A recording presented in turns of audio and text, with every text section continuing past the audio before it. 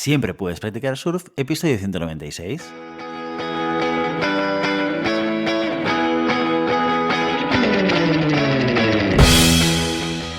Bienvenido y bienvenida a Siempre puedes practicar surf, el podcast diario sobre recursos humanos. Este podcast está pensado para profesionales de recursos humanos, gerentes o jefes de equipo y podrás encontrar técnicas, consejos, ideas, conceptos y noticias sobre la gestión de personas. Eso sí, con un enfoque práctico y aplicable. Hoy episodio 196 del viernes 25 de marzo del 2022, programa muy interesante porque lo dedicamos a vuestras preguntas concretas con retos sobre gestión de personas y recursos humanos.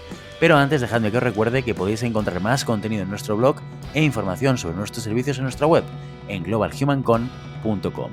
Desde allí os podréis apuntar a nuestra newsletter para no perderos nuestros webinars, streamings y todo el contenido de actividades que organizamos desde la consultoría Global Human Consultants. Hoy en este episodio de preguntas y respuestas del viernes empezamos con la pregunta de Javier, que nos cuenta lo siguiente. Dice: hola, buenas. Os cuento, en septiembre del año pasado firmé un contrato de 30 horas en una cadena de supermercados muy conocida. Sin embargo, tuve la mala suerte de crearme un pinzamiento en la espalda que me obligó a estar de baja hasta hace muy poco. Durante los meses que estuve de baja laboral, cobré bastante poco, algo que me parecía extraño. Ahora, cuando he vuelto otra vez, he preguntado a recursos humanos a qué se debía esa cifra tan baja y me dijeron que es que te hemos estado pagando como si estuvieras a 20 horas. Yo me quedé alucinado y contesté que no, que tengo mi contrato de 30 horas. Y la respuesta de ella fue, y cito literalmente: ya, pero es que hemos perdido ese contrato, vamos a tener que hacerte uno nuevo. ¿Es esto normal? ¿Pueden hacer esto? ¿Y qué pasa con el contrato que yo sí que tengo en casa guardado? Estoy muy enfadado y no sé qué puedo hacer para reclamar esta situación. ¿Algún consejo? Muchas gracias. Bueno, Javier, primero de todo, espero que estés mucho mejor de la espalda y viendo tu caso y viendo que es un tema muy concreto, muy vinculado a la parte laboral, he pedido una vez más, he utilizado el comodín de la llamada, el comodín de Ramoni, para que nos ayude a entender un poco más la situación y qué es lo que podrías hacer. Así que adelante, Ramoni. Hola Javier, en primer lugar muchísimas gracias por contactar con nosotros y por otro lado también esperamos que ya te encuentres muchísimo mejor de salud. En relación a tu pregunta, a lo que nos comentabas, pues decirte que hay un par de temas en los que se basa esta consulta y que intentaremos desgranarte, ¿vale? En primer lugar es el cobro durante el periodo de la baja por enfermedad. En este caso, no sé si tu baja fue debida a un accidente de trabajo o a una enfermedad común. En ambos casos, el cobro durante ese periodo es diferente, ¿vale? Para el caso de accidente de trabajo, estarías cobrando el 75% de tu base reguladora, es decir, prácticamente igual que estando trabajando. En el caso de que la baja se haya producido por una enfermedad común, a no ser que el convenio indique lo contrario y complemente el 100% del salario, lo que cobras es menor durante ese periodo. Es decir, los 3 primeros días no cobras nada, a partir del cuarto cobras el 60% de esa base reguladora y a partir del día 21 el 75%.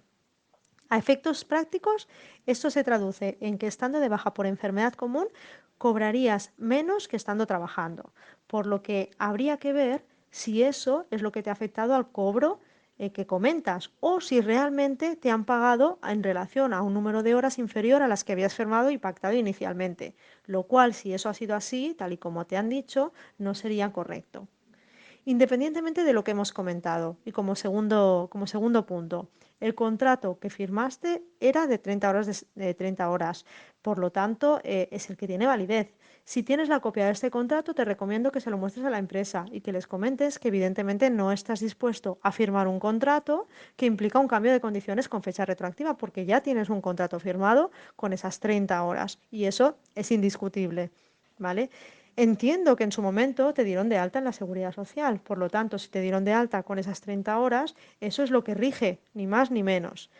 En caso que insistan o que vieses que no te dieron de alta en la Seguridad Social como correspondía, sí que te recomendaría que acudieses a alguna persona o algún sindicato que te ayude a defender tus derechos, porque evidentemente eso no es lo correcto ni es lo que se puede hacer. Tu contrato de 30 horas, como te digo, es el que tiene validez y lo que tienes que reclamar, o yo te recomendaría reclamar inicialmente es hablar con la empresa, como te he comentado, y en segundo lugar, si no atienden a razones, evidentemente reclamar ya como corresponda, o con sindicato o con algún abogado laboralista.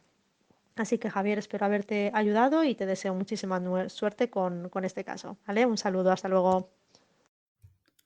Pues ahí tienes nuestra respuesta, Javier. Muchas gracias, Ramón, una vez más por pasarte de manera virtual por este podcast y responder a preguntas.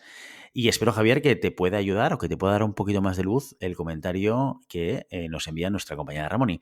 Seguimos las preguntas y respuestas del viernes con Ana, que nos cuenta lo siguiente. Dice, hola GHC, he visto una oferta de empleo que anima a los colectivos infrarrepresentados a presentarse al proceso de selección, incluyendo personas LGTBIQ+.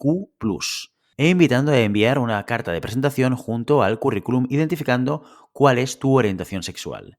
Entiendo que la intención de esta empresa es buena, pero ¿no se está metiendo en un berenjenal al preguntar algo así? Un saludo. Pues sí, Ana, un tema delicado, una pregunta difícil, porque aquí podríamos opinar pues, desde muchas perspectivas y muchas opiniones serían lícitas y completamente respetables. Yo te doy la mía. Yo creo, o estoy un poco alineado con tu impacto, con tu imagen o con lo que tú has leído de esta oferta. Seguramente la intención es el hecho de poder facilitar a una serie de colectivos que normalmente lo tienen más complicado para encontrar trabajo, pero de hecho la invitación a que incluso identifiquen su orientación sexual quizás está de más, quizás sobra, porque no es necesario, porque no vas a hacer un proceso que esté basado en esa variable. Y además, seguramente estás invitando a la gente a que haga algo que quizás no le sienta bien o no le sea cómodo. Por lo tanto, claro, esto es a raíz o en base a cada uno, a cómo lo interpreta o a cómo lo viva. A mí me parece una apuesta arriesgada, una apuesta agresiva, una apuesta que quizás incluso desvirtúa el objetivo principal, que es, oye, yo quiero ayudar a una serie de personas, a una serie de colectivos que están infrarrepresentados en las organizaciones, en las empresas en general, y facilitarles a ellos que puedan acceder a estos puestos de trabajo. Bueno, ¿por qué no hacer un tipo de oferta de empleo en el cual, oye, activamente digas y invites a la gente con ese tipo de perfil a que se incorpore al proceso de selección y hacerlo explícito que para la organización no es un problema y que la diversidad y la inclusión es algo relevante para la empresa? Yo me hubiese quedado ahí. Ahora, cada uno, cada empresa y en cada organización es libre de decidir qué es lo que quiere hacer. Para mí, demasiado y excesivo quizás el hecho de pedir la orientación sexual como un elemento dentro del currículum, pues para tenerlo en cuenta dentro del proceso de selección. Así que, bueno, ahí va mi opinión. A uno le gustará, a algún otro no. Pero como te decía al principio, en estos casos, pues cada uno podrá tener su propia opinión, que probablemente todas ellas sean bastante respetables y por otro lado también lícitas. Esto que me has leído tú a mí, yo no lo haría. Y después de esta pregunta de Ana, terminamos este capítulo de Viernes de Preguntas y Respuestas con Asun, que nos dice lo siguiente. Dice, hace relativamente poco estaba muy mal visto permanecer en una empresa por poco tiempo. Quiero decir, ir de trabajo en trabajo no era algo que fuera precisamente positivo. Sin embargo, ahora con todo esto de la competencia por el talento, ¿cómo se percibe a una persona que va cambiando de trabajo? ¿Cuál es la duración mínima en una empresa que se considera aceptable? En un proceso de selección, ¿cómo se vería a este tipo de candidatos? Gracias.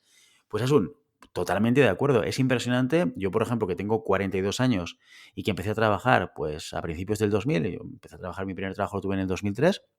Imagínate, yo recuerdo cuando entraba en el área de recursos humanos que justamente una variable de valoración era el tiempo medio de la gente en una compañía. Esto se medía.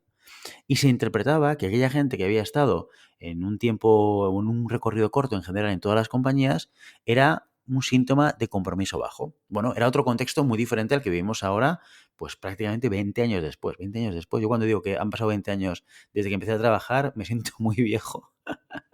Pero es cierto, en 20 años han cambiado mucho las cosas y realmente eso que pues hace 20 años se valoraba como un elemento o como un síntoma, como te decía, de falta de compromiso, ahora no tiene nada que ver. Ahora se normaliza mucho más. De hecho, ha ido evolucionando, ¿eh? El que la gente fuese cambiando de trabajo ha ido evolucionando y cada vez es más habitual ver a gente que quiere probar cosas nuevas, que quiere probar cosas diferentes y que va cambiando. Igualmente, dicho esto, que evidentemente dentro del mercado de la selección, dentro del mercado de la búsqueda, de los profesionales que estamos en esto, cada vez entendemos más que hayan experiencias en diferentes organizaciones y diferentes compañías y intentamos hacer pedagogía con algunos clientes que todavía no lo entienden, porque también en el mercado hay de todo, ¿de acuerdo? Hay gente que lo entiende perfectamente y hay gente que todavía es una barrera para ellos y nosotros hacemos una tarea pedagógica para hacerles entender que aquello que significaba algo hace 20 años ahora ya no lo significa. Hay que tener en cuenta que eso no quiere decir que todo valga, ¿de acuerdo? Y esto es muy importante, que va muy relacionado con tu pregunta de cuál es la duración mínima en una empresa que se considera aceptable. La respuesta a esta pregunta está relacionada con cuál es la duración necesaria en un puesto para consolidarse. ¿Sí? ¿Por qué? Porque seguramente en puestos muy técnicos, tú cuando empiezas a trabajar, evolucionas y consolidas conocimiento muy rápidamente. ¿Sí? Que acabas la carrera o acabas el FP o el grado o lo que haga falta, tú te pones a trabajar y en un año, en 2 años, fácilmente ese trabajo que tú estás haciendo para el que te han contratado, lo empiezas a dominar. Vives un ciclo completo, 2 ciclos completos de un proceso, de un servicio, de lo que haga falta y muy probablemente, si tú pones de tu parte también, evidentemente, pones energía y pones ganas, pues acabarás consolidando los conocimientos técnicos y prácticos que necesitas para desempeñar bien ese trabajo. ¿Sí? ¿Qué es lo que sucede? Lo que sucede es que en la medida en la cual tú vas creciendo profesionalmente, los ciclos de aprendizaje son más largos en general. ¿Sí? Si yo al principio la clave de mi éxito en un puesto de trabajo es el conocimiento técnico y la habilidad dentro de esa responsabilidad técnica, mientras voy creciendo en una compañía, las habilidades más blandas o las soft skills o como quieras llamarlo, empiezan a jugar un papel mucho más importante en mi capacidad de tener éxito o un desempeño más alto o mi capacidad de dar resultados, ¿sí? El caso claro y clásico es el día en el que alguien pasa a gestionar un equipo. En ese momento, realmente, lo que para esa persona había sido clave, que era dominar la técnica de lo que hiciese, da igual, pero operativamente lo que hiciese, ahora pasa a necesitar tener capacidad de influencia, tener capacidad de comunicación, tener capacidad de escucha, tener capacidad de resolución de conflictos. Y todo esto, que es muy importante cuando lideras un equipo, ¿lo has aprendido hasta llegar aquí? No. Y lo que es más importante, y muy en relación a tu pregunta, Asun, ¿cuánto tiempo necesitas para dominar o aprender o consolidar estos conocimientos? Probablemente mucho más tiempo en general de lo que necesitarás para consolidar conocimientos técnicos. Por lo tanto, al responder a la pregunta ¿cuál es la duración mínima? Yo te diría, pues en puestos técnicos, gente o profesionales con mucha motivación, con ganas, con energía, con implicación, con buena actitud, probablemente ciclos de 1 año y medio sean más que suficientes para quemar etapa. ¿Sí? Y por lo tanto, si yo viese ese tipo de perfil y viese ese recorrido, no me tendría por qué desencajar. ¿Qué es lo que sucede? Que esto no es lo mismo cuando veo un manager. Si yo veo una persona que lidera equipos, que año tras año cambia de empresa, esto me genera dudas. Me hace pensar que quizás aquí hay algo detrás de este síntoma que no está bien. ¿Por qué? Porque en un periodo de 12 meses, si yo me incorporo en una compañía o me dan una promoción y me toca liderar un equipo, en 12 meses me da muy poco tiempo para comprender al equipo, entender el objetivo, entender la organización, entender la cultura, el contexto, marcar objetivos, conseguir que la gente se alinee, conseguir que la gente ejecute. La propia realidad es que probablemente los primeros meses de trabajo, cuando yo heredo un equipo, me contratan en una empresa para dirigir un equipo, o bien me han promocionado, el resultado de ese equipo no está basado o no es causa de mi acción como responsable del equipo. Es una inercia que llevan, un modelo de trabajo, una manera de hacer, etcétera. Y yo cuando empiezo a actuar a influenciar sobre ellos, probablemente a partir de, si soy muy rápido, 3 meses, y si el contexto no es complejo, porque también depende, o si no, a los 6 meses. Fíjate que voy a necesitar probablemente entre 3, si soy muy rápido y el contexto es sencillo, a 6 o incluso más tiempo, para poder empezar a aportar como responsable de un equipo en el desempeño del equipo. ¿Sí? ¿Y cuándo voy a ver el impacto y los resultados de mi trabajo? Pues es que yo creo que los 18 meses Y dependerá, insisto, de la complejidad del puesto, del entorno, de la velocidad del cambio, muchísimas cosas. Pero requieres, evidentemente, un ciclo mucho más largo del que necesitas cuando estás en un perfil técnico. Por lo tanto, en función del puesto y la responsabilidad, un año y medio se nos va a quedar corto, nos va a parecer a poco, nos va a parecer a ausencia de consolidación en determinadas habilidades, y en función del puesto, un ciclo de un año y medio nos va a parecer más que suficiente, ¿vale?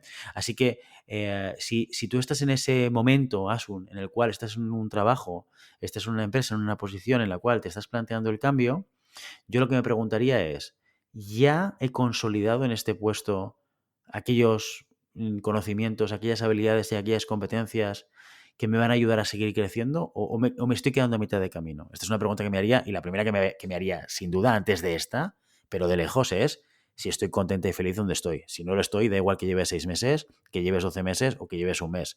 Si tú ves que no hay encaje entre tú y la compañía, lo que tienes que hacer es marcharte, ¿vale? Eso, de entrada, lo digo por si acaso que se generan dudas cuando lo cuento, pero lo primero es que veas encaje entre tú, la compañía, el propósito y que esto funcione. Si esto no funciona, todo lo demás, la consolidación, da igual, déjalo de lado. Pero sí que si estás en ese momento de creo que necesito un cambio, que te plantees cuál es el nivel de consolidación de los conocimientos que necesitas para conseguir un buen desempeño en ese puesto de trabajo, ¿sí? Así que, una vez más, como pasa muchas veces en este podcast, tenemos que aplicar la respuesta del depende, pero bueno, os he dado alguna idea, ¿no? Alguna variable que permite identificar en qué momento y con qué duración. Espero, Asun, que lo que te cuento te pueda servir. Y con esta última pregunta de Asun nos despedimos hoy, y ya sabes, no puedes detener las olas, pero siempre puedes practicar surf. Y hasta aquí nuestro episodio de hoy. Como siempre, queremos invitaros a que os pongáis en contacto con nosotros, nos deis vuestra opinión y nos sugiráis si tenéis algún tema o alguna pregunta concreta. Lo podéis hacer a través de la página de contacto en globalhumancom.com/contáctanos o a través de las redes sociales. Estamos en Facebook, en Instagram, en Twitter y en LinkedIn. Y si el contenido de este podcast te gusta, no te olvides de suscribirte, darnos 5 estrellas en iTunes y me gusta tanto en iVoox como en Spotify. Igualmente recuerda que puedes encontrar más contenidos, noticias y recursos en nuestra web, en globalhumancom.com. Muchas gracias por todo, por tu tiempo, por tu atención y por tu interés en estos temas sobre gestión de personas. Nos escuchamos la semana que viene, el lunes, con una nueva entrevista interesantísima. Hasta entonces, feliz fin de semana.